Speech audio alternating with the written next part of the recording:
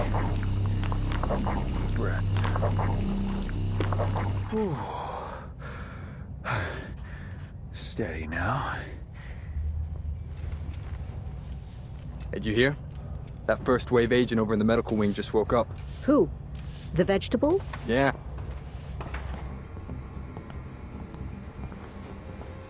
Look who's up and about. How are you feeling, Agent? A little sore. Yeah. Candle told me they plucked enough shrapnel out of you to fill a bucket. I'm Agent Fei Lau, Acting Division Commander in Midtown. What's the situation? Better than it was, but far from good. First wave agents like you are now a rare breed. Most are either MIA, KIA, or Rogue. Chief Meyer?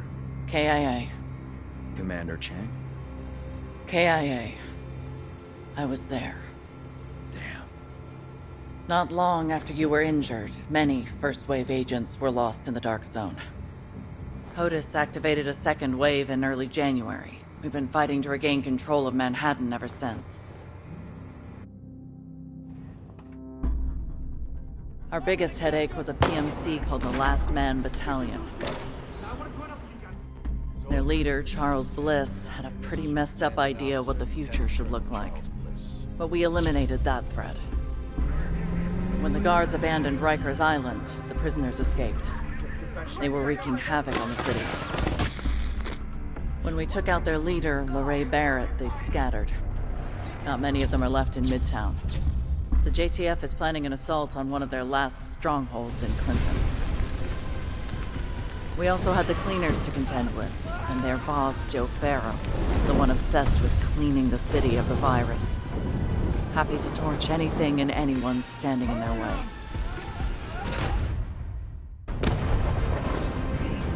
We dealt with them too. For the most part. And then, there's the asshole who caused all of this. The variola chimera, better known as the green poison virus, was engineered and released by a deranged professor named Gordon Amherst. He had some sick notion about using natural selection to save humanity. His virus would weed out the weak.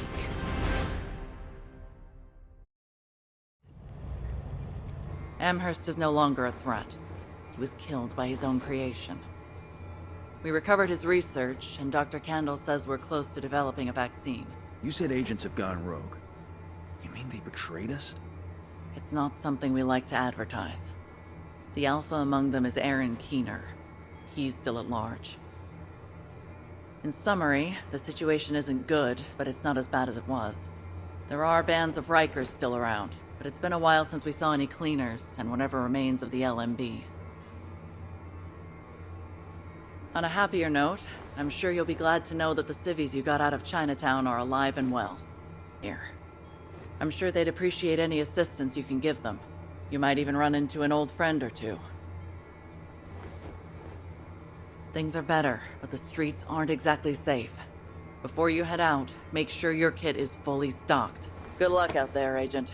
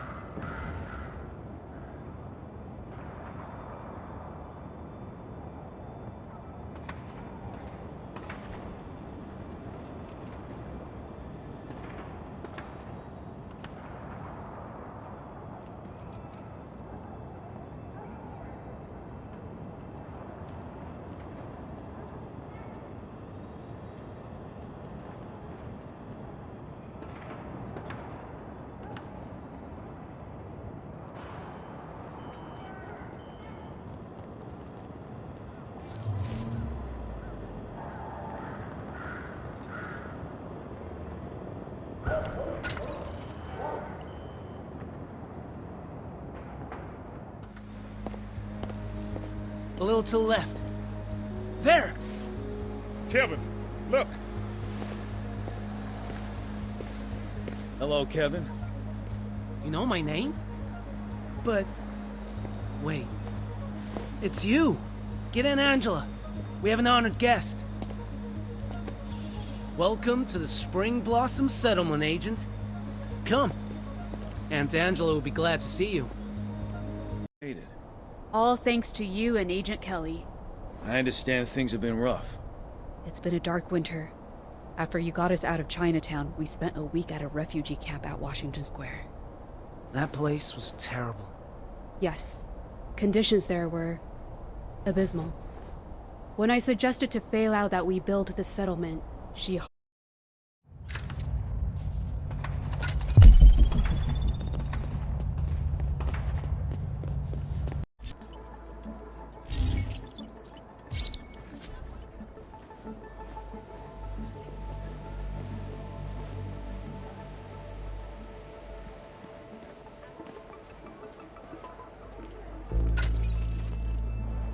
Not bad, huh? And we've only been at it for a few weeks. What do you do for food? This bridge leads to our rooftop stockpile. And then we got the greenhouse set up beyond that. Moss has gotten all sorts of crops going already. Moss? Our handyman. He set up the power grid, the fresh water system, everything. I only wish Aunt Angela cared more about protecting it all. Yeah, I haven't seen much security. Exactly. My aunt feels we should convey a welcoming image, diffuse tensions and crap like that. I wanted machine guns by the gate. Those searchlights are it. Has the city gotten safer? Not really. Anyway, I need to hook up those searchlights to the grid. Catch you later.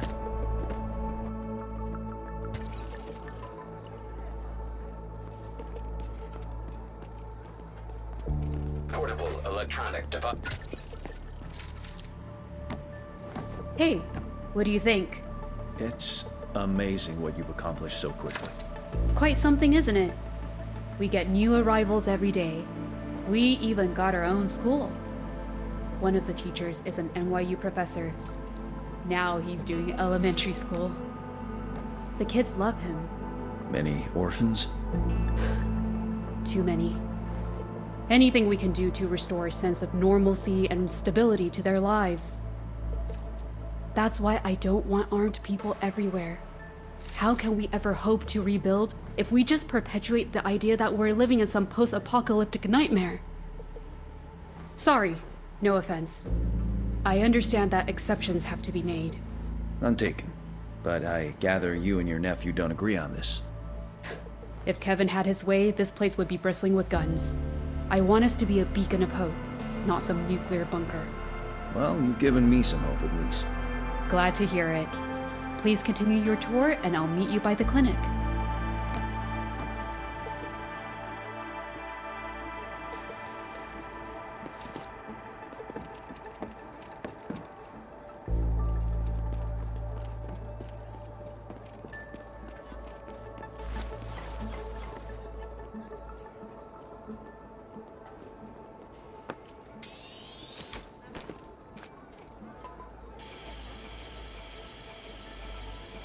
Object of interest detected.